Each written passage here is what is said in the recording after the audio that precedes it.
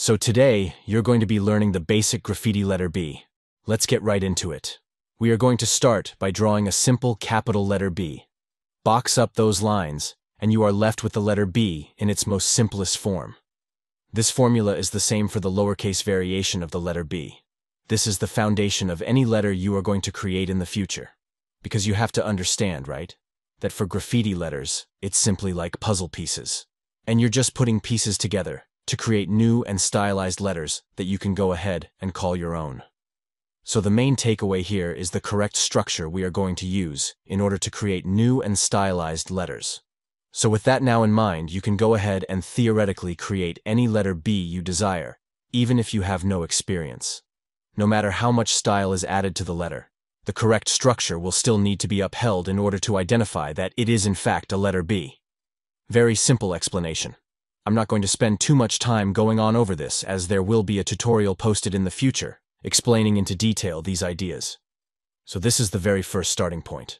Now I'm going to show you guys a very basic letter progression, making very simple changes to the letter each time, starting with our basic fundamental structure. So in this next progression, all I'm doing is giving my stem a slight tilt, and then changing the size of the two bowls, making the bottom bowl larger and wider in size. Now, just by angling the stem and changing the proportions of the bars for the bowls, I've already got a fundamentally correct stylized graffiti letter. Now the next step is where things get a little complicated from a beginner's point of view, but it isn't that complicated once it's broken down.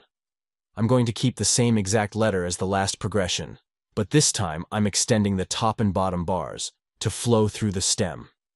This is called a natural extension, where the bar extends past its natural connecting point, following the same direction it's heading in. Also, I'm making sure that all my bars are correct, so when I outline the letter, the lines will connect fluently. This is how you are going to improve with your letter B, practicing clean, simple letters by altering the size, proportions, and angles of your bars. Remember, as a beginner, less is always more. Now I'm going through 4 different examples of what you can do to your letter B, starting with 4 different stems. This first letter, I'm going to do a simple letter B that shows an example of breaking a bar. Notice on the bottom bowl of this first letter, it kicks straight out and cuts back down to connect up with the stem, following the same flow that I have from the stem. This second letter, I'm just making this letter nice and fat. It is almost like the basic letter structure has been stepped on and squashed. Keeping all my bars the same thickness until they reach the center connecting point, then the bars will thin out. I'm just going to have that same similar extension that I showed in the letter progression before. This third letter is going to start off with a curved stem. This means that the letter will look like it has almost been bent in half. Now instead of having the middle section of the B connect up with the stem, I'm going to leave a gap. This is going against what I said before about structure. In this case, the structure is still maintained, as it's almost like I'm referring to the fundamental basics, as if I were to extend the line, it would connect to the stem. But if it was the other way around and the two bowls didn't connect, then the structure would be unrecognizable. And this is where knowing the rules comes in handy, because the more you know the rules, the more you can break them. If you are a complete beginner, I recommend sticking to the basic structure so you don't get confused early on and build bad habits. This fourth letter is an example of how far you can change your letter as long as you are still using the correct structure. I've done different outlines of these letters to show a couple of different ways you can use them. Play around with different widths for an outline and effects with your letter. Of course, there will be a tutorial in the near future showcasing all different letter effects you can use. Now, I'm going to demonstrate the letter B in a full start to finish walkthrough. Let's get right into it. I'm going to start off with the first piece. I'm going to have a curved stem that fans out towards the bottom. Then, I'm going to do a large extension up the top that comes down into the top portion of the bowl, coming into a relatively skinny meeting point just above the halfway point on the down stem. This letter is going to be bottom heavy. Then the bottom half of the B is going to be a big swooping bar that extends past the stem, just like the top portion of the letter. This is what I'm starting with, fleshing out and laying shapes down.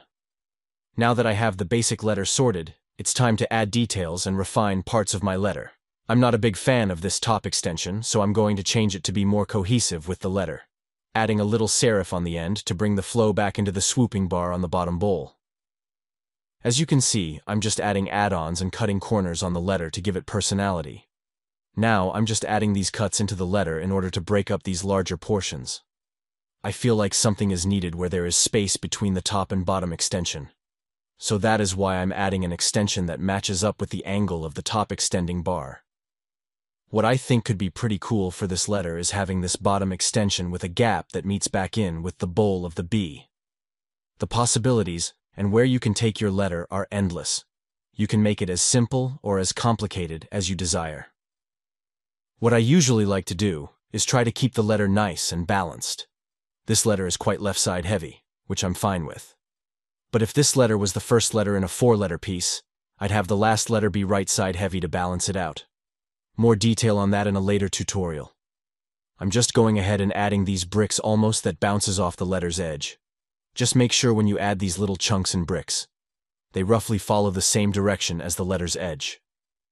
What I'm going to add now is an overlapping effect that I like to add to my letters.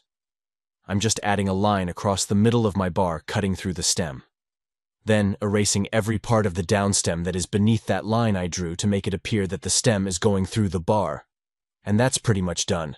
The only thing I'm going to change is that extension I have on the bottom bowl of the B. And that's the letter finished. It's time to move on to the outline. This is where your letter comes to life. Whatever width you want, your outline is up to you.